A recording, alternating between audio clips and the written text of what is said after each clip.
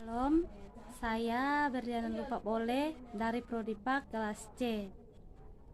Dalam video kali ini saya akan menjelaskan tentang materi teori kecerdasan majemuk. Teori kecerdasan majemuk merupakan suatu konsep penilaian terhadap kecerdasan pribadi anak dengan beberapa tolak ukur, misalnya kemampuan berpikir. Penilaian kecerdasan majemuk bagi si kecil atau anak merupakan perlawanan terhadap penilaian kecerdasan yang hanya berdasarkan pada skor standar tes IQ. Pengertian kecerdasan majemuk. Pengertian kecerdasan majemuk merupakan kemampuan ide yang kompleks, kemampuan beradaptasi dengan lingkungan, kemampuan belajar dari pengalaman, kemampuan melaksanakan tugas dalam berbagai situasi, serta kemampuan mengatasi hambatan dengan pikiran. Kecerdasan majemuk menurut para ahli. Yang pertama, Howard Gardner. Kemampuan si kecil menyelesaikan masalah yang terjadi, kemampuan menghasilkan persoalan baru untuk dapat diselesaikan, kemampuan menciptakan sesuatu atau memberikan penghargaan dalam budaya seseorang. Yang kedua, menurut Thomas Armstrong, ia berpendapat bahwa tiap anak dilahirkan dengan membawa potensi yang memungkinkan mereka untuk menjadi anak yang baik dan cerdas. Maka tugas orang tua dan lingkungan adalah mempertahankan sifat yang mendasari kecerdasan pada setiap anak-anak. Konsep kecerdasan majemuk. Setiap anak harus mempunyai karakteristik kecerdasannya sendiri, karena setiap anak harus memiliki perhatian dan pendampingnya tersendiri, yaitu orang tua.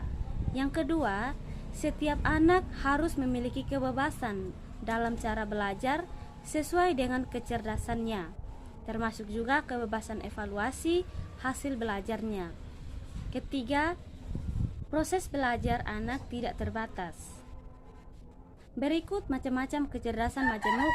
Yang pertama, kecerdasan verbal, linguistik. Kecerdasan ini merupakan kecerdasan yang terkait dengan kemampuan memakai bahasa secara efektif, yang ditandai dengan kecerdasan berbicara, bercerita, mengingat, dan kemampuan membaca.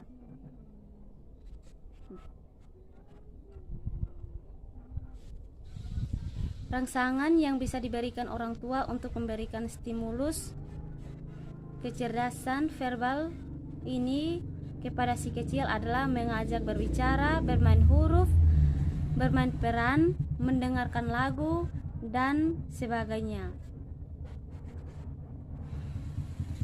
Yang kedua, kecerdasan logis matematis.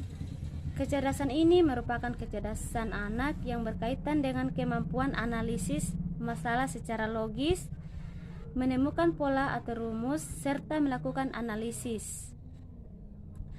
Rangsangan yang dapat diberikan orang tua kepada anak yaitu stimulus kecerdasan pada si kecil, seperti mengenal geometri, berdiskusi, mengenalkan konsep matematika sederhana, membaca, dan lain sebagainya.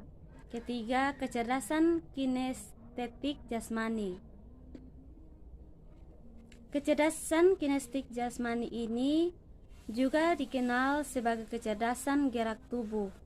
Dengan kecerdasan ini, anak akan mempunyai keterampilan fisik, tubuh atletis, dan kemampuan untuk dapat memaksimalkan anggota tubuhnya. Rangsangan yang bisa diberikan orang tua untuk menambah dan mempertahankan kecerdasan ini seperti ikut kursus tari, kelompok olahraga, menjalani berbagai aktivitas yang mengurus fisik, dan sebagainya. Berikut 4 kecerdasan musikal. Kecerdasan ini berarti kemampuan berpikir atau mencerna musik, menyimak pola-pola nada, mengenali dan memanipulasi. Dengan kecerdasan musikal ini, anak sering dianggap sebagai anak dengan berbakat musik tinggi seperti bermain alat musik, bernyanyi, mampu mengikuti irama, tempo nada, peka terhadap suara. 5. Kecerdasan naturalis. Kecerdasan naturalis ini adalah kemampuan si kecil atau anak-anak untuk dapat mengenali dan memahami lingkungan alam atau lingkungan sekitarnya. Contoh, kecerdasan anak yang tertarik mengoleksi kupu-kupu atau merawat tumbuhan. Kecerdasan naturalis ini juga dimiliki oleh setiap manusia. Tetapi walaupun demikian, kecerdasan naturalis anak usia dini jauh lebih baik daripada kecerdasan naturalis orang dewasa. Demikian video ini saya buat. Sekian dan terima kasih.